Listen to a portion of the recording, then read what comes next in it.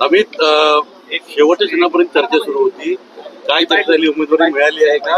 आणि मिळाली नसेल तर काय करणार? कसं आहे की ते गेल्या वेळेला तो वॉर्ड आमचा ते आमच्या मित्र पक्षाकडे गेलो होतो, त्यामुळे याही वर्षी ते वॉर्ड मित्र पक्षांकडे गेल्यामुळे सन्मान्य शिंदे साहेबांनी मला समजवण्याचा प्रयत्न केला. परंतु या ठिकाणी कार्यकर्त्यांची जी भावना आहे त्यांना मी भरलं पाहिजे की ना फॉर्म कार्यकर्त्यांच्या भावनांचा आदर करत आणि शिंदे साहेबांचा आशीर्वाद या ठिकाणी घेत मी आज अपक्ष या ठिकाणी फॉर्म भरायला चाललो.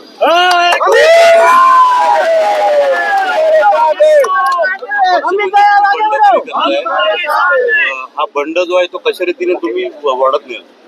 बघा, बंड नाहीये, हा जनतेचा उठाव आहे. जर जनता इथे म्हणत असेल की मला उभा राहायला पाहिजे, मी त्यांच्या दुःखात उभा राहिलेलो आहे, तर मी त्यांच्या आज ऐकून मला या ठिकाणी मी आज 100% मी उभा राहणार. काटेकी टक्कर होईल 100% होईल. मी शिंदे साहेबांचा चेहरा आहे.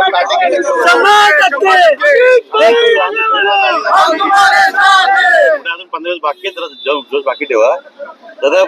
कोणासाठी तिकीट कापलं आपलं आणि कोणासाठी आपण तयारी करतो? तिकीट कापला गेला म्हटल्यानंतर तिकीट कापलं नाही गेलं. ऍक्च्युली ते वॉर्ड भाजपकडे गेल्यामुळे शिंदे साहेब मागणी करत होते की आम्हाला एक तिकीट तुम्ही द्यावी. 3 कमळ आणि एक धनुष्यबाण तिथे त्या ठिकाणी जोरात जरा लोकांमध्ये पण चांगला मेसेज गेला असता, परंतु आमच्या भाजपच्या काही नेत्यांच्या हट्टापायी ते आमच्याकडे आलं नाही आणि कार्यकर्त्यांच्या भावनांचा आदर करत मी या ठिकाणी अपक्ष उमेदवारी अर्ज आज दाखल करायला चाललोय. पण मग मनधरणी झाल्यावरती माघार घ्यावी लागली तर? शिंदे साहेबांचा आदेश कधी पक्षात अंतिम असतो. शिंदे साहेबांचा मी आशीर्वाद या ठिकाणी घ्यायला आलेलो. साहेबांनी मला समजवण्याचा प्रयत्न केला, पण कार्यकर्ते त्यांना म्हणाले की साहेब त्याला भरू देत, अमितला लढू देत. साहेबांचा आता थोडे बिझी पण आहेत, या ठिकाणी भरायला चाललोय फॉर्म आणि ज्याप्रमाणे कार्यकर्ते बोलतील त्याप्रमाणे मी पुढील वाटचाल राहील. धन्यवाद.